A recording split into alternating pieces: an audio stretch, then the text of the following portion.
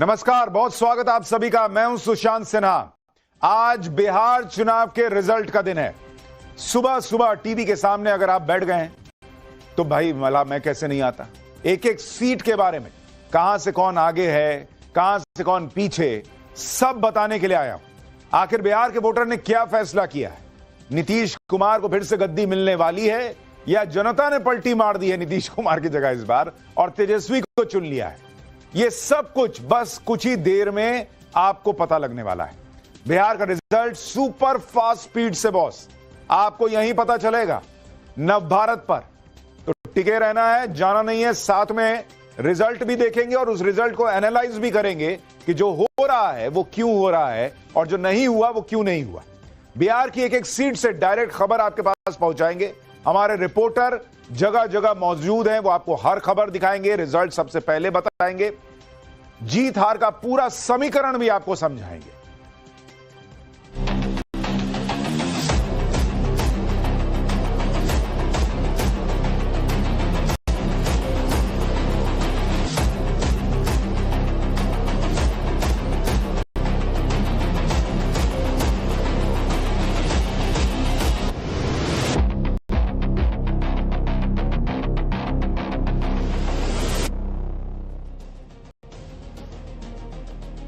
लोकतंत्र का सबसे बड़ा पर्व चुनाव, और वो भी बिहार में, जिसकी चर्चा देश भर में ही नहीं बल्कि दुनिया भर में हो रही है।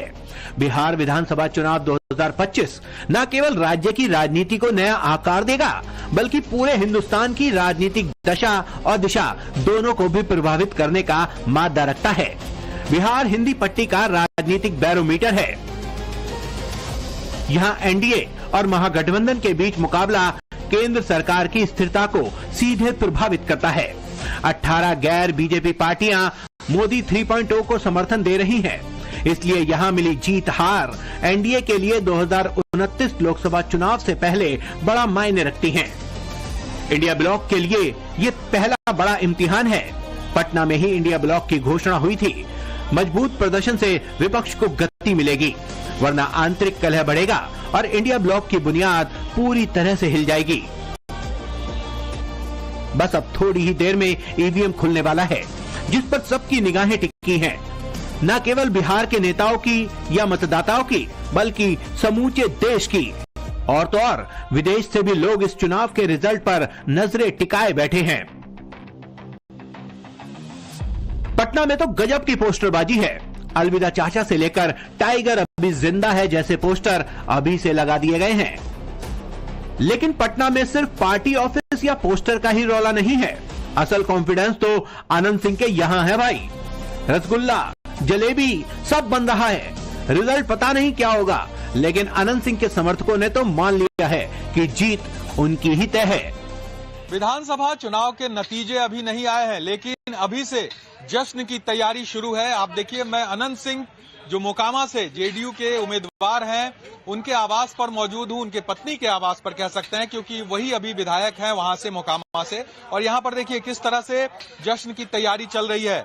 रसगुल्ले बन रहे हैं, बहुत बड़ी तादाद में जो तैयारी है वो चल रही है। मिठाइयां बनाई जा रही है, खाने पीने की व्यवस्था जो है वो यहाँ पर की जा रही है, ताकि जो कार्यकर्ता है पार्टी के, अनंत सिंह के समर्थक आए तो उनका स्वागत किया जा सके। और बाकी जो भी हो, लेकिन बिहार में सबकी नजर इस बात पर है कि एग्जिट पोल फेल होगा या पास।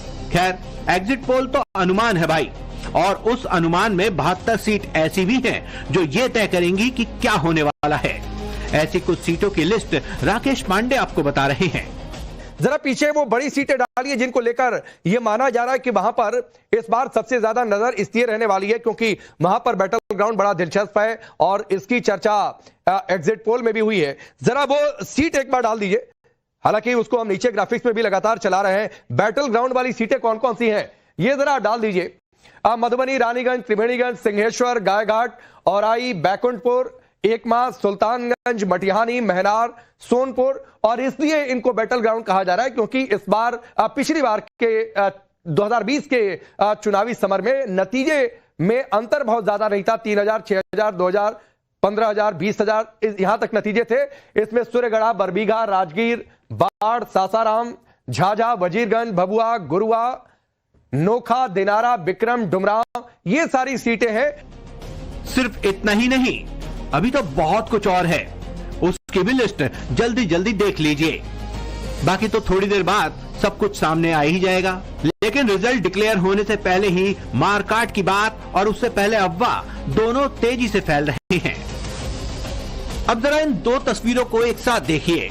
रोहतास में हल्ला हुआ कि ईवीएम बदल रहा है, पकड़ो पकड़ो, घेर लो। भाई लोगों ने घेर भी लिया, लेकिन मिला क्या? खाली बक्सा।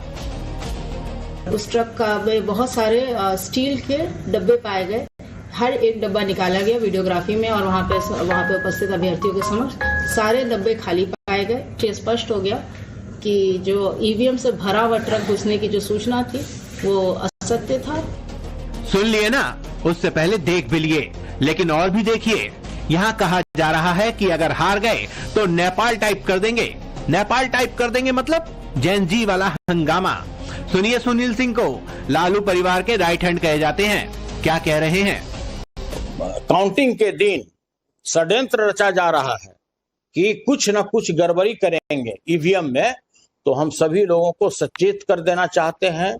आप पदाधिकारी हैं या जिसके कहने पर आप कार्य कर रहे हैं, तो आपको सचेत हो जाना चाहिए। नहीं तो रोड पर आपको वो दृश्य दिखेगा कि जिसकी परिकल्पना नहीं की जा सकती है। आप नहीं संभाल सकते हैं। जिस तरह नेपाल में हुआ, जिस तरह से बांग्लादेश में हुआ, जिस तरह से श्रीलंका में हुआ, वो दृश्य कल आपको पूरे बिहार में देखने को मिलेगा। बिहार पहला राज्य नहीं है जहां जाति आधारित जनगणना कास्ट सेंसस को नीति का आधार बनाया गया। ये चुनाव जाति को केवल वोट बैंक से आगे ले जाकर नीतिगत उपकरण बनाएगा, जैसे आरक्षण और बजट आवंटन। दूसरे राज्य जैसे यूपी, बंगाल इसको कॉपी करेंगे। बिहार महिलाओं के लिए केंद्रित कल्याण योजना का प्रयोग धर्मी राज्य बन रहा है। वहीं 71% महिला मतदान ने इसे साबित भी किया है। ये चुनाव लिंग आधारित कल्याण को परिपक्व बनाएगा, जो पूरे देश के लिए रोल मॉडल हो सकता है। करीब 22 साल बाद स्पेशल इंटेंसिव रिवीजन यानी SIR से 67 लाख अयोग्य वोटर हटाए गए। ये भी इस चुनाव का एक नया एक्सपेरिमेंट है। ये वक्त संशोधन एक्ट के बाद पहला चुनाव है। अप्रैल 2022 के पहलगाम हमले के जवाब में मई 2025 का ऑपरेशन सिंदूर मोदी की लोकप्रियता का टेस्ट है। राष्ट्रीय सुरक्षा और विकास का नैरेटिव यहाँ मजबूत हो सकता है। इसलिए कहते हैं कि जीते या हारे, अफवाहपन नहीं टूटना है भाई। जीत हार तो बताएंगे भी, क्यों जीते क्यों हारे वो भी समझेंगे आप। सुशांत सिन्हा के अलावा आज नाविका कुमार भी होंगी, जिन्हें 30 साल से ज्यादा समय से देश की राजनीति को सबसे करीब से समझने का एक्सपीरियंस है। टाइम्स नाउ नवभारत के मैनेजिंग एडिटर रंजीत कुमार होंगे, जो खुद पूरा बिहार घूम आए हैं, इसलिए कहीं जाना नहीं है। टाइम्स नाउ नवभारत पर बने रहना है। रुझान, नतीजे, विश्लेषण सब कुछ एक जगह, सबसे सटीक, सबसे तेज। बिहार की चुनावी लड़ाई में पार्टियों ने सारे घोड़े खोल दिए थे। क्या क्या नहीं देखा सुना हम लोगों ने। ये वही चुनाव है जिसमें प्रचार के दौरान विपक्ष ने चुनाव आयोग तक को नहीं छोड़ा। लेकिन बॉस, आज वही चुनाव आयोग पूरी तरह से तैयार है। चुनाव आयोग काउंटिंग शुरू करेगा। इधर हम आपको काउंटिंग के एक एक राउंड का हाल बताते चलेंगे। कहां से किस राउंड में कौन आगे कौन पीछे चल रहा है, पूरा हिसाब आपके लिए लेकर आएंगे। लेकिन उनसे पहले ये रिपोर्ट देख लीजिए आप लोग।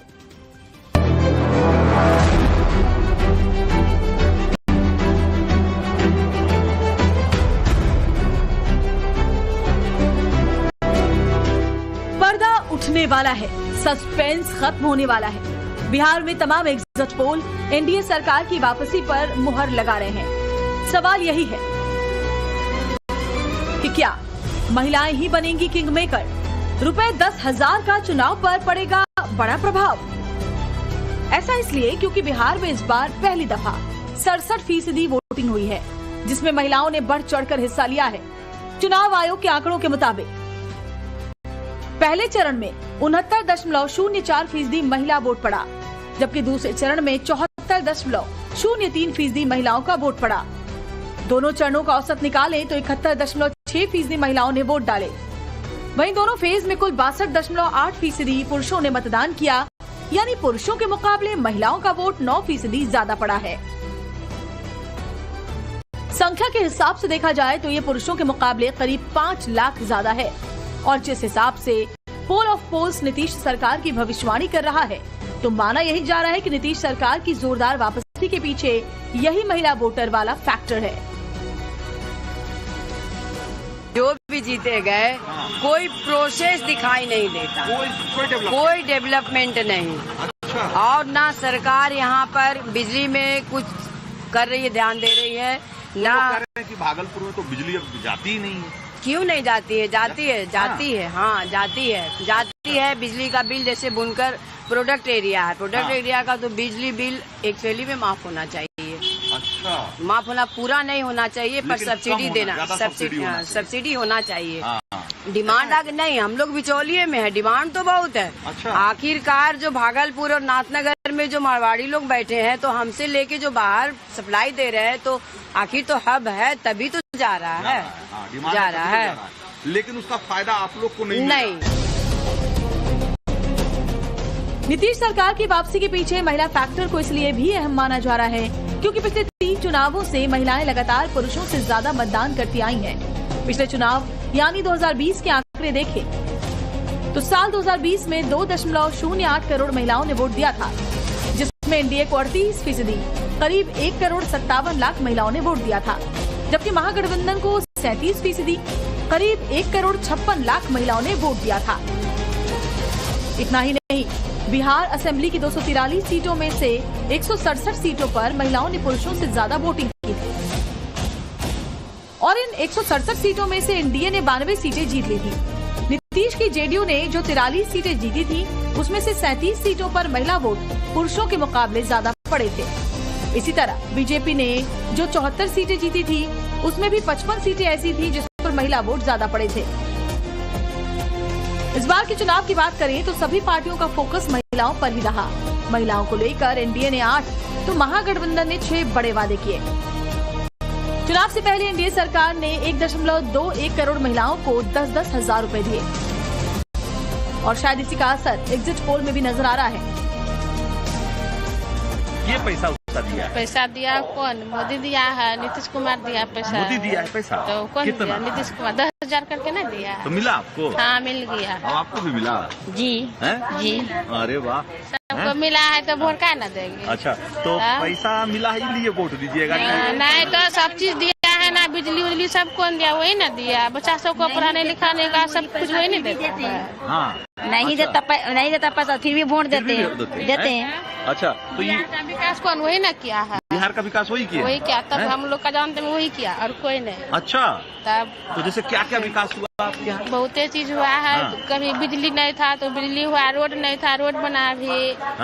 बच्चा सबको स्कूल में पढ़ता तो साइकिल नहीं मिलता था, अभी साइकिल लेके स्टापन भी बढ़ा दिया। वृद्धा पेंशन भी नहीं था, वो सब भी दे दिया। काहे ना सब कुछ दिया। गारंटी थोड़ी है ना, देगा कि नहीं दिया, जो दे दिया तो उसी का गारंटी है। उसका गारंटी है? तो गारंटी है। उसका कोई गारंटी नहीं है? नहीं देगा क्या नहीं देगा। नारी शक्ति को अपने पक्ष में लाने के लिए एनडीए ने स्कूली छात्राओं को साइकिल और यूनिफॉर्म बांटी। पंचायत में महिलाओं को 50% रिजर्वेशन दिया। सरकारी नौकरी में महिलाओं को 35% रिजर्वेशन दिया। जुलाई 2025 में इस रिजर्वेशन को सिर्फ बिहार की महिलाओं के लिए आरक्षित कर दिया गया। रोकने के लिए शराबबंदी का कानून लागू है ही। इसके अलावा आशा, आंगनबाड़ी, ममता, रसोइये, विकास मित्र, शिक्षा सेवक समेत कई स्कीम वर्कर्स का मानदेय भी बढ़ाया गया।